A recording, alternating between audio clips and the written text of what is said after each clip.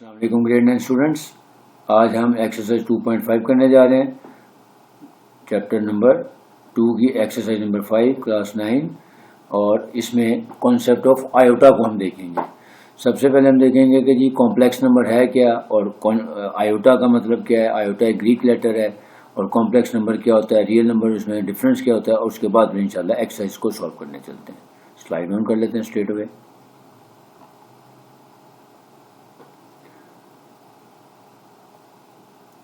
Exercise 2.5 chapter का नाम है रियल एंड कॉम्प्लेक्स नंबर्स। सबसे पहले what is complex number. A number of the form g is equal to a plus b iota is called a complex number where a and b are real numbers and I is equal to square root of -1 and I square is equal to -1। in simple words कि एक complex number को हम g से denote करते हैं और a plus b iota ये इसकी स्टैंडर्ड फॉर्म कहलाती है। और जो आयोटा है, आई सिंबल जो है, इसको आयोटा ग्रीक लेटर आयोटा है और इसकी वैल्यू कितनी होती है, स्क्वायर रूट ऑफ -1। और जब हम दोनों साइड का अगर हम स्क्वायर ले लेंगे तो इसका मतलब है ये बन जाएगा हमारे पास आयोटा स्क्वायर की वैल्यू आ जाएगी -1। मैं पॉइंटर ले लूं।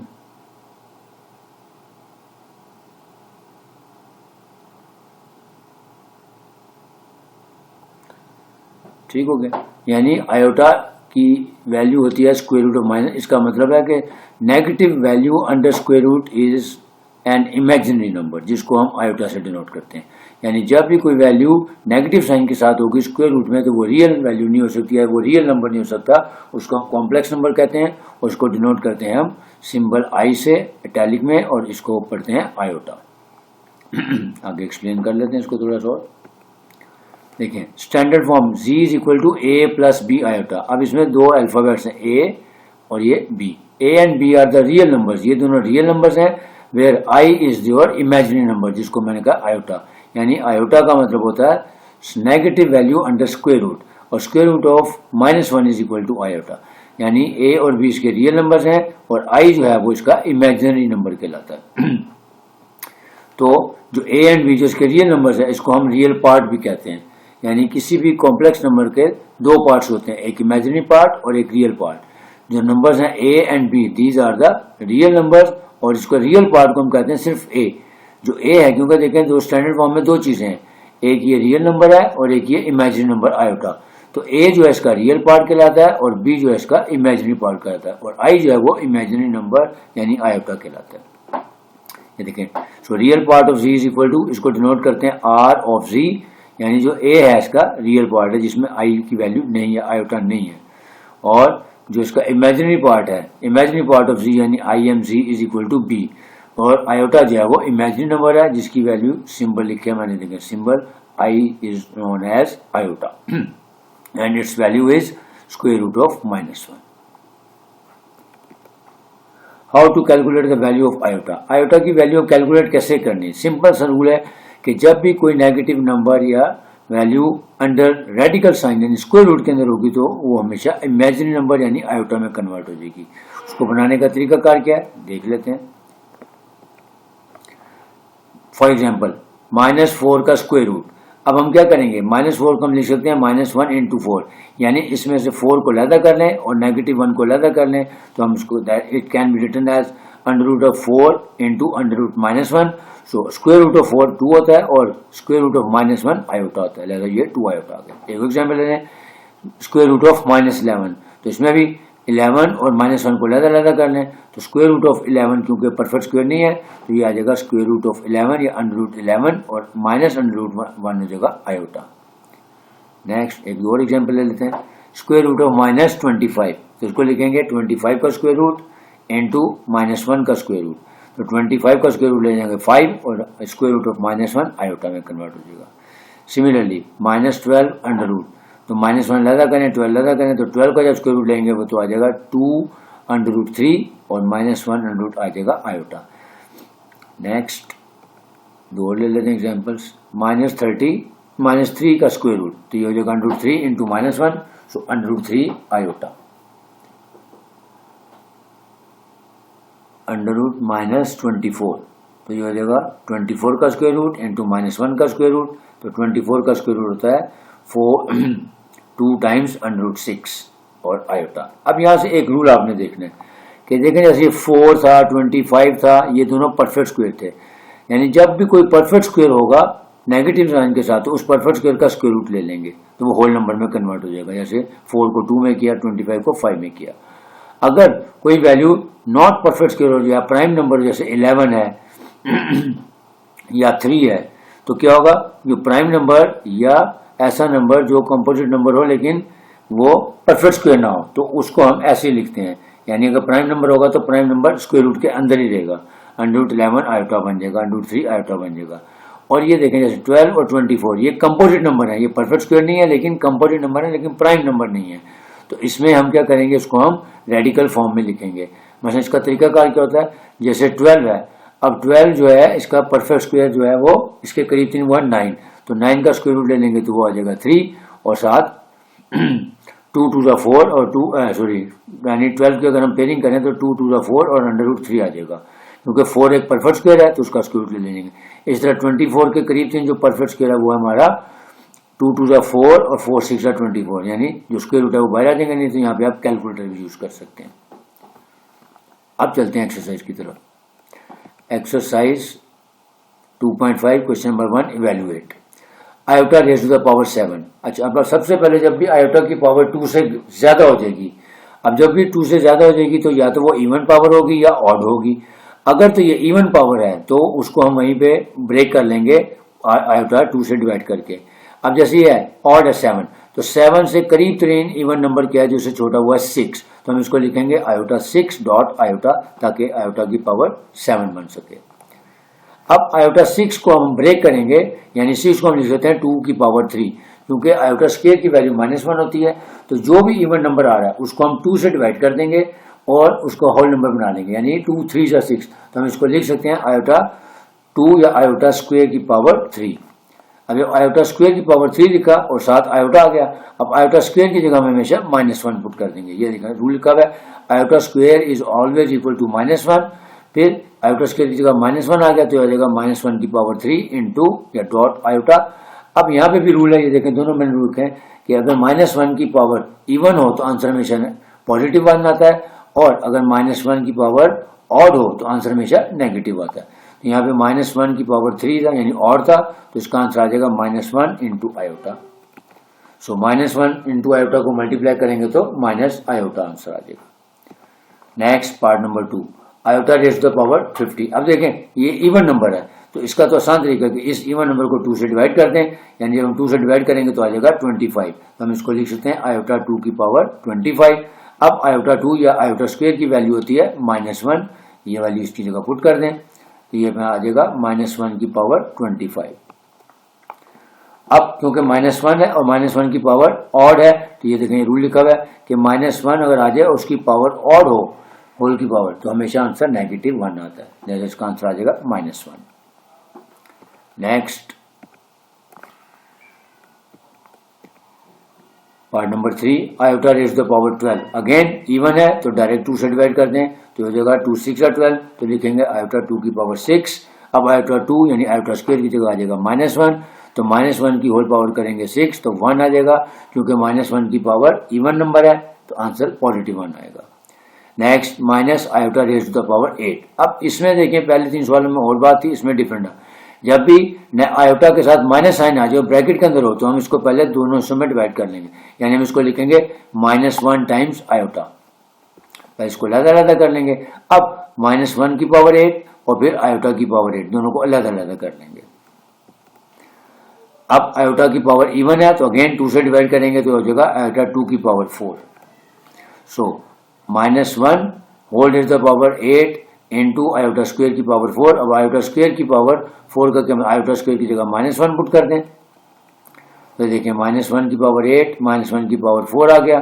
अब -1 की पावर 8 क्या होता है, क्योंकि इवन है पावर तो पॉजिटिव 1, और ये भी 4 है, ये भी इवन है तो ये भी 1, तो 1 टाइम्स 1 इज इक्वल टू 1।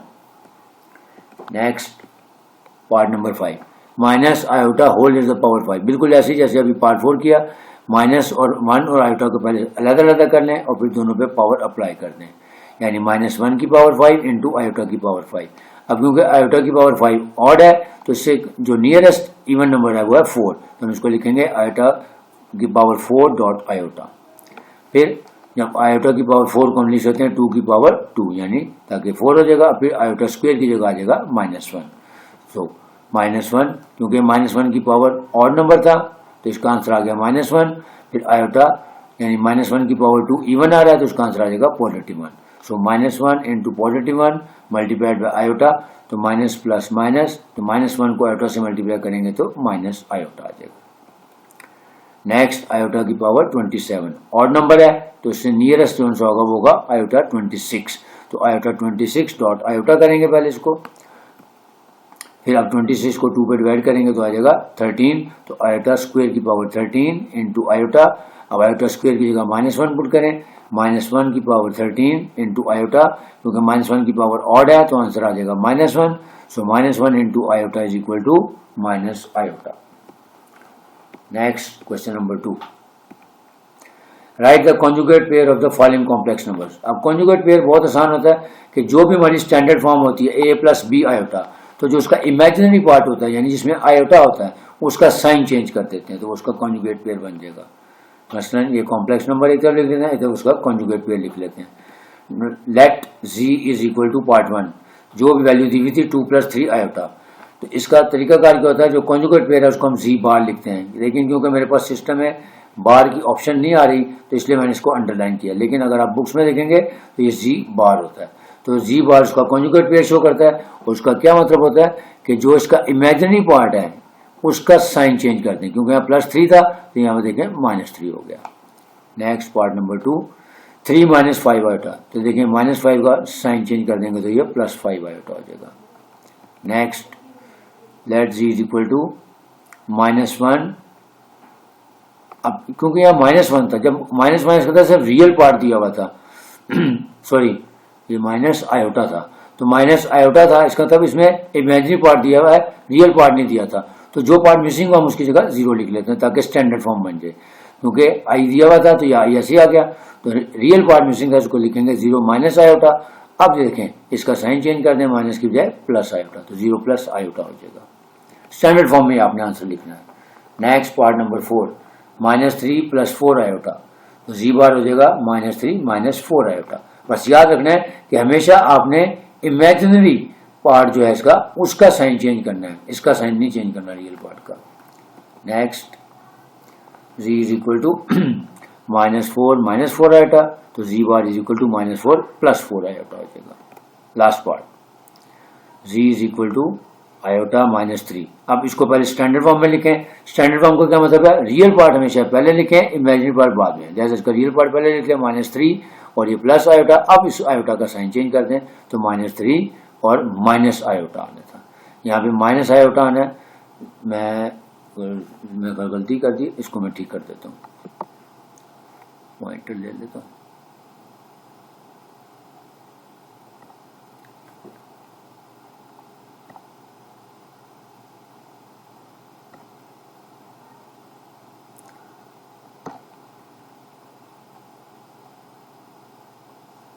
किधर गया पॉइंटर, नजर नहीं आ रहा,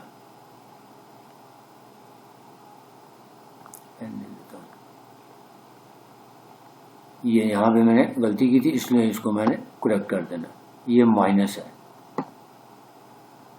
ठीक है, क्योंकि यहाँ पे प्लस था तो इसका साइन चेंज करना था, इसको माइनस कर देना था हमने।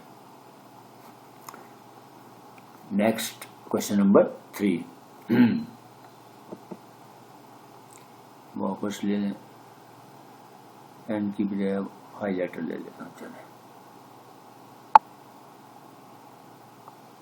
हाईलाइटर आया नहीं, एक मिनट,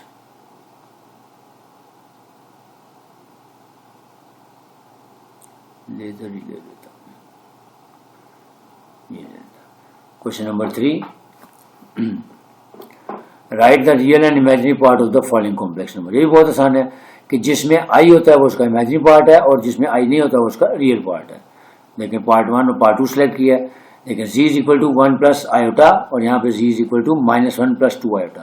तो ये देखें ये 1 जो है इसका रियल पार्ट है और आई का जो कोफिशिएंट है वो इसका इमेजिनरी पार्ट होता है। तो इसका रियल पार्ट हो जाएगा 1 और इमेजिनरी पार्ट भी हो जाएगा 1, जबकि इसका रियल पार्ट है -1 और इसका इमेजिनरी पार्ट होगा 2। तो देखिए रियल पार्ट को हम r से लिखते हैं, real part of z is equal to 1 और इसका रियल पार्ट ऑफ z आ गया -1। अब चलते हैं इमेजिनरी पार्ट। तो imaginary part of z is equal to 1, क्योंकि आयोटा का कोफिशिएंट यहाँ पे 1 है, इसमें आयोटा का कोफिशिएंट है 2, तो imaginary part of z is equal to 2। Part number 2 कि -3 आयोटा प्लस 2, तो इसका रियल पार्ट आ गया 2, क्योंकि ये देखें यहाँ पे जो रियल पार्ट है वो ये है जिसके साथ आई या आयोटा नहीं होता, ये इसका रियल पार्ट है, और इसका इमेजिनरी पार्ट क्या हो जाएगा -3। इसी तरह यहाँ पे z is equal to -2 iota, तो ये इसका रियल पार्ट है -2 और इसका इमेजिनरी पार्ट भी -2 है। इसका इमेजिनरी पार्ट था -3 और इसका इमेजिनरी पार्ट है -2। Next z is equal to -3 iota. अब देखें इसमें इमेजिनरी पार्ट दिया हुआ है लेकिन रियल पार्ट इसका नहीं है, तो हम उसको 0 लिख देंगे। यहाँ पे इसका रियल पार्ट दिया हुआ है 2 और ये इमेजिनरी पार्ट इसका 0 है, तो यहाँ पे रियल पार्ट 0 है और यहाँ पे इमेजिनरी पार्ट 0 है। यहाँ का इसका रियल पार्ट हो जाएगा 0 और यहाँ का इसका रियल पार्ट हो जाएगा 2, यहाँ पे इमेजिनरी पार्ट हो जाएगा -3 और इसका इमेजिनरी पार्ट हो जाएगा 0। ये देखें इसका रियल पार्ट हो गया 0 क्योंकि रियल पार्ट मिसिंग था, और इसका रियल पार्ट 2 जिसमें आयोटा नहीं था। इसका इमेजिनरी पार्ट हो जाएगा -3 और दूसरे का हो जाएगा 0। नेक्स्ट लास्ट क्वेश्चन है, find the value of x and y if x plus iota y plus 1 is equal to 4 -3 iota. अब ये देखें लेफ्ट हैंड साइड में ये स्टैंडर्ड फॉर्म होती है, ये a प्लस b आयोटा, यानी रियल पार्ट और इमेजिनरी पार्ट होना चाहिए। अब ये देखें ये +1 ये कांस्टेंट है, तो कांस्टेंट को उठा के दूसरी साइड पे कांस्टेंट की तरफ ले जाएंगे, यानी ये +1 है, राइट हैंड साइड पे जाके -1 हो जाएगा। इसको ऐसे लिखेंगे, पहले इसको स्टैंडर्ड फॉर्म में लाएंगे। So x plus y iota plus 1 is equal to 4 -3 iota. अब इस 1 को उठा के राइट हैंड साइड पे ले जाएंगे, तो यहाँ +1 है, वहां जाके -1 हो जाएगा। So x plus y iota is equal to -1 plus 4 -3 iota. अब देखें ये रियल पार्ट में रियल पार्ट को ऐड कर देंगे, -1 प्लस 4 करेंगे तो +3 आ जाएगा। So x plus y iota is equal to 3 -3 iota. अब देखें दोनों तरफ स्टैंडर्ड फॉर्म होगी, ये इसका रियल पार्ट हो गया और ये इसका इमेजिनरी पार्ट हो गया, ये इसका रियल पार्ट हो गया और ये इसका इमेजिनरी पार्ट हो गया। तो by comparing both sides real part को रियल पार्ट के इक्वल पुट कर दें और इमेजिनरी पार्ट को इमेजिनरी, तो रियल पार्ट इसका x इज इक्वल टू 3 आ जाएगा और इसका इमेजिनरी पार्ट है y इज इक्वल टू -3 आ जाएगा।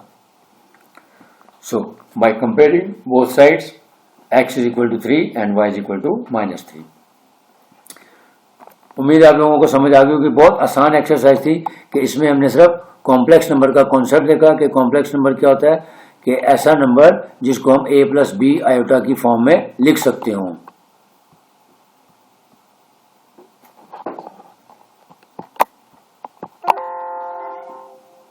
जिसको हम a प्लस b आयोटा की फॉर्म में लिख सकते हो, जहां पे a एंड b उसके रियल नंबर्स हैं और जो आयोटा होता है उसको इमेजिनरी नंबर कहते हैं, उसकी वैल्यू स्क्वायर रूट ऑफ -1 होती है। आयोटा की वैल्यू को कैलकुलेट करने का आपको तरीका बता दिया कि कोई भी नंबर अगर स्क्वायर रूट में हो और नेगेटिव साइन के साथ हो तो नेगेटिव साइन को हम आयोटा में कन्वर्ट कर देंगे और जो नंबर है उसका स्क्वायर रूट ले लेंगे। इस तरह हम आयोटा की वैल्यू बना लेते हैं। फिर जब उसका कॉन्जुगेट पेयर निकालना होता है तो जो उसका इमेजिनरी पार्ट है उसके इमेजिनरी पार्ट का हम साइन चेंज कर देते हैं, यानी अगर वो पॉजिटिव है तो उसको नेगेटिव कर दें, नेगेटिव है तो उसको पॉजिटिव कर दें। और जो स्टैंडर्ड फॉर्म होती है इसकी वो क्या होती है कि रियल पार्ट होता है जो जिसमें आयोटा की वैल्यू नहीं होती उसको हम रियल पार्ट कहते हैं, और जिसमें आयोटा लिखा होता है या आई की वैल्यू लिखी होती है वो हमारा इमेजिनरी पार्ट होता है। तो रियल और इमेजिनरी पार्ट को भी समझ आ गया। इसी तरह जब हमने दोनों वैल्यू दी हो, हमें रियल पार्ट इमेजिनरी पार्ट निकालना होगा, वो भी हम निकाल सकते हैं। अगर हमारे पास दो तरफ, जैसे क्वेश्चन नंबर 4 में था, एक तरफ x प्लस वाई आयोटा था, दूसरी तरफ हमारे पास नंबर था और इमेजिनरी नंबर था, तो हम दोनों को कंपेयर करके उसकी वैल्यू को निकाल सकते हैं कि x की वैल्यू क्या है और y की वैल्यू क्या है। उम्मीद है आप लोगों को समझ आ गया होगा। इंशाल्लाह अब जो नेक्स्ट लेक्चर होगा वो एक्सरसाइज 2.6 से रिलेटेड होगा। जिसमें हम फर्दर ऑपरेशन और आयोटा के वाले क्वेश्चन करेंगे और लॉन्ग क्वेश्चन देखेंगे।